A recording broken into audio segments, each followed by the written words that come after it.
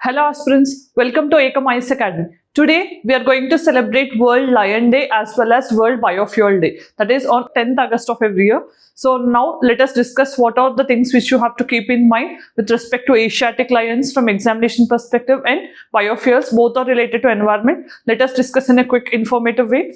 First thing, here we have an important announcement regarding TSPSC Group 1 Mains Test Series, which is starting from 9th of August, right? So if you want to enroll in this, you can contact on the number. So what are the benefits if you join is, before the examination, you're going to practice for more than 600 plus questions by 59 daily tests, 12 sectional, including 6 essay tests as well as 5 revision tests and 1 mega grant test. So after writing all the tests, you will be given detailed explanation copy and your answer sheet will be evaluated and given back in 3 working days, right? This is one unique feature of us, right? Then we also have an essay and ethics module under Oberoi sir. Sir will definitely guide you better in dealing with essay and how to include multiple dimensions and how to score better than others. That will be definitely giving you an edge in essay paper, right? If you want to enroll, you can contact us on the number displayed on the screen, right? Then, so what is the point of discussion? As I told you, 10th August of every year is celebrated as both World Lion Day as well as World Biofuel Day. In this context, we will look into both of the lion as well as biofuels, how they're important for us in environment context.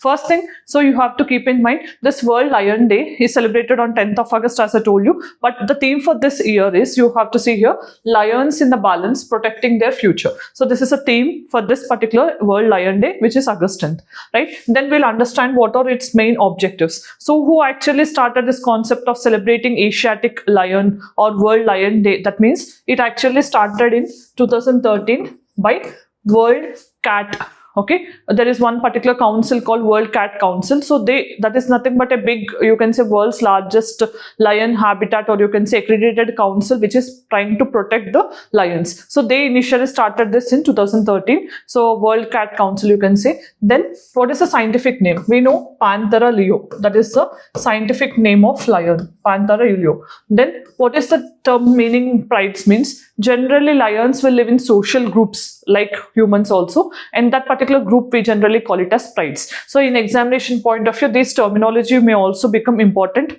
right? So then what is the habitat? So if you see in the present state, most of the lions are there in sub-Saharan Africa,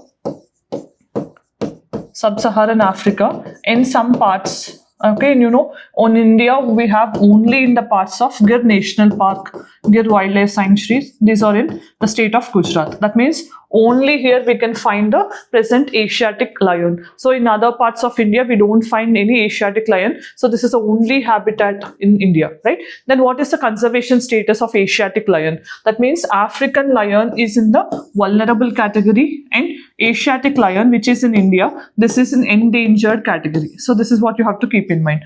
Then according to CITES means Convention on International Trade in Endangered Species. So with respect to this, we also call it as Washington Convention.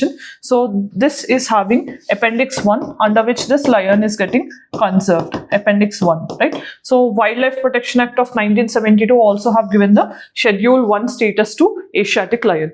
Then what is the main conservation efforts with respect to lion means? We have Project Lion. So this was launched in the year 1972. And we also have Asiatic Lion Conservation Project. Okay, so we have this project, and this was actually launched in the year 2004. So with respect to conservation of Asiatic lion. So if you have remembered, we have the similar type of project for tiger in 1973, for elephant 1992. We also have for hangul, we have for crocodile, elephant. Okay, like this we have, right? So these are the main animals which are covered under different projects, which we feel that any particular act of humans may threaten their population. For that reason, we started launching certain projects for their conservation, right? Then coming to this particular World Biofuel Day, which is also celebrated on 10th August of every year, that is today. So what is the theme for this year? If you see, sustainable biofuels, reducing waste, feeding the energy. So you know what is the concept of biofuels. It is very much important because in the recent times when we are fighting against climate change and the vagaries of climate change also, energy as well as sustainability becomes the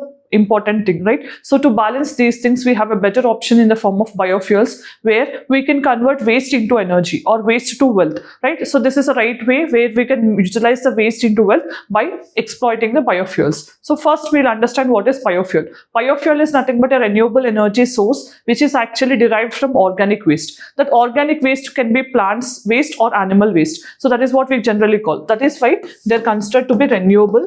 When it is renewable, we can say that there are also sustainable fuels, right? Rather than using coal, diesel, petrol, etc. So we can rely more on these because we have ample amount of plant as well as animal waste, right? Then if you see what is India's national biofuel policy, which was launched in 2018, targeting mainly. So it is saying we need to blend ethanol at least by 20%. That is the target. Okay. So 20% by 2025. So the target here is very much important because if you have remembered earlier, the government of India has kept a target of 2030, but this was actually preponed to 2025 recently by the Prime Minister of India, right? So this is the most important thing which you have to keep in mind. Then what are the generations of biofuel? So, you know, we have seen biofuel can be derived from plant waste and animal waste, but there are different generations. So, first generation of biofuel is normally derived from edible sources. That means food. Okay, so whatever the food we eat, from them only we used to generate biofuels like sugarcane,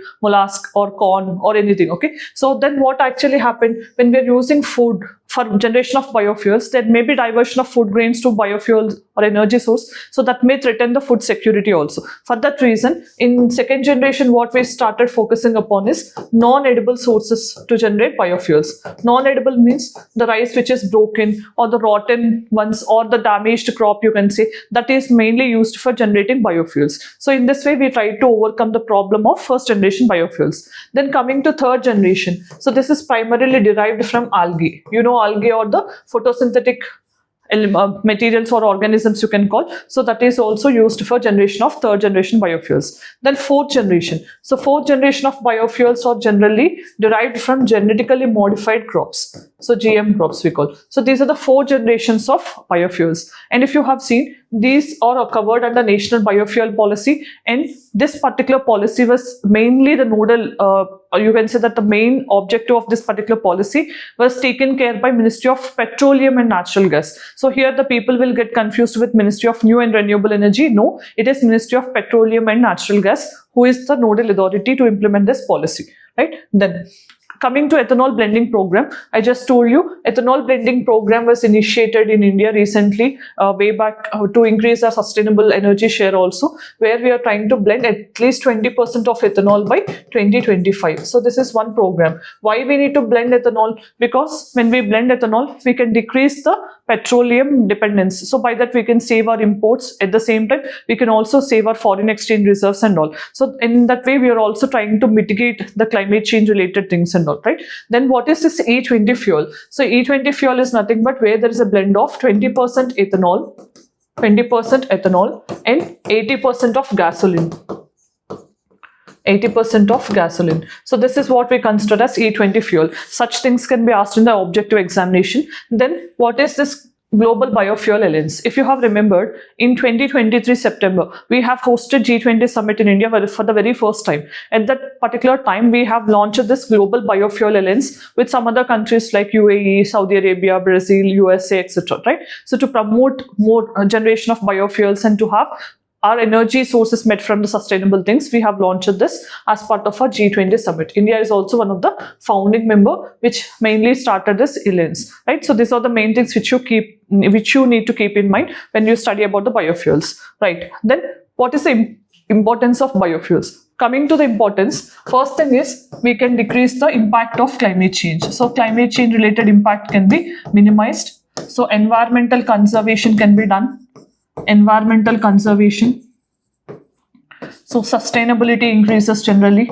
So sustainability in the sense we can have clean and affordable energy. So that will help us in meeting SDG 7, clean and affordable energy, clean energy you can say. So here we can also augment the farmer's income by waste to wealth concept. Increase the farmer's income by waste to wealth concept. Okay, so we can also increase the farm productivity also. So So in all these ways, these are the important or the benefits which we can have from reliance on biofuels, right? So these are the importance. Then let us see the practice question given for the day. Consider the following statements. Asiatic lion is naturally found in India only. Double humped camel is naturally found in India only. One horned rhinoceros is naturally found in India only. Among the options, which one you feel correct? Answer in the comment section.